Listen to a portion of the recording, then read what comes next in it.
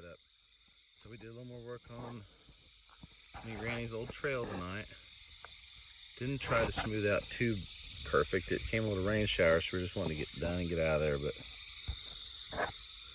stage 2 of the concrete there on the nature trail that we're putting in the backyard. You can kind of tell where the old trail used to go is up through there on the other side of this bird bath. So we're going to be concreting all through there. And then we've got this basically ready. This is the next stage, actually, we're going to be doing. Just pulling concrete right over the top of that. There's some old concrete from when I was in high school that I did. And we'll be taking it on around right in there. That'll be the next stage. And then we stopped right here last time when I was in high school, but we're going to carry it on around and hook it to that piece. So that'll be the next stage, and we'll do a second pour that connects it to here. And have this little island here with this yucca plant. I'm tired of these yuccas all over the place. We may just dig a bunch of them up and put them all here in one spot and get rid of the rest of them from all over. Have a little yucca area there and have it surrounded by concrete where it really can't spread too much.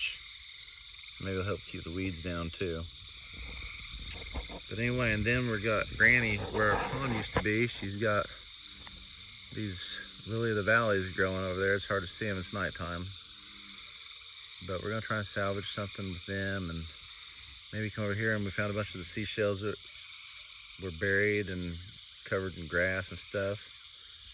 And we got some driftwood. So maybe right in here at the top of where the trail will be right there, maybe on the top side of that, dig down and put in a little pond with a waterfall.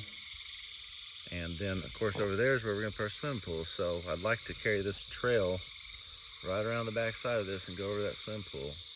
It was all connected, one little path. Everything nice and neat.